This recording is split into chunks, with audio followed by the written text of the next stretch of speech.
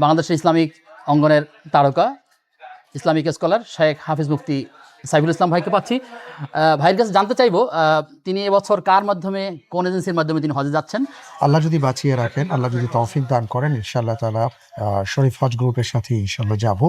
চীন মৈত্রী সম্মেলন কেন্দ্রের হজ মেলা থেকে সবাইকে স্বাগত জানাচ্ছি। আমি আব্দুল কাহার। প্রিয় দর্শক, এই মুহূর্তে আজ 95-96 স্টল শরীফ হজ গ্রুপের নির্ধারিত স্টলে। এখানে আমরা একজন মেহমানকে পেয়েছি, বাংলাদেশের ইসলামিক অঙ্গনের তারকা ইসলামিক স্কলার শেখ হাফিজ মুফতি সাইফুল ইসলাম ভাইকে পাচ্ছি।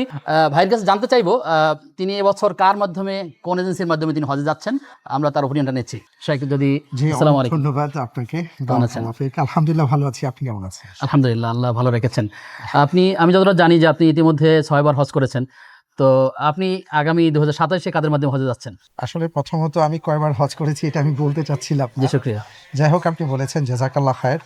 আল্লাহ যদি বাঁচিয়ে রাখেন, আল্লাহ যদি তৌফিক দান করেন, ইনশাআল্লাহ তাআলা শরীফ হজ গ্রুপের সাথে ইনশাআল্লাহ যাব। এবং একটা খেদমতও করার অবশ্যই খেয়াল আছে, যেহেতু আল্লাহর ঘরের মেহমান হয়ে যারা যাবেন তারা অত্যন্ত সম্মানিত। আমিও সেই হিসাবে ওনাদের মতনই যাব। তবে এক্সট্রা আমি যে কাজটা আর কি খেদমতটা করার চেষ্টা করব, সেটা হলো যে শরিয়া ভিত্তিক যদি হজের ক্ষেত্রে কোনো মাসআলা মাসাইলের কোনো প্রয়োজন পড়ে কোনো ভাইয়ের বোনের, আমি চেষ্টা করব ইনশাআল্লাহ তাআলা আমার ক্ষুদ্র জ্ঞানের আলোকে এই বিষয় সম্পর্কে তাদেরকে যতটুকু অবহিত করা যায়। আমার সামনে একটা লিফলেট আছে, এখানে আপনার নামের পাশে লেখা আছে চিফ শরিয়া কনসালটেন্ট। যদি আপনি বলেন আসলে এই ক্ষেত্রে মূলত একজন হাজির কোন কোন বিষয়ে ফোকাস করা উচিত, বা কি কি আগে থেকে প্রিপারেশন হওয়া উচিত বা জানা উচিত? অনেক ধন্যবাদ। প্রথমত আর কি, চিফ কনসালটেন্ট এটা কোনো বিষয় না, একজন খাদেম হিসেবে যাব।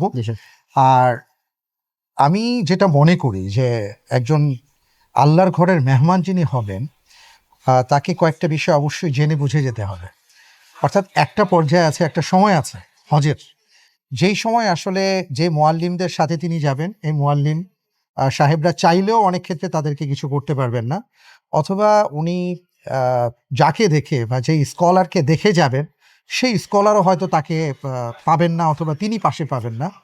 ওই ক্ষেত্রে তার যতটুকু জ্ঞান আছে সেই জ্ঞানটাই তার কাজে লাগে। তো এই জন্য আমি বলবো যে দেখেন, আমরা এজেন্সিগুলো নিরূপণ করি তাদের সেবাগুলো দেখে, কিন্তু এলেমটা থাকবে আপনার কাছে।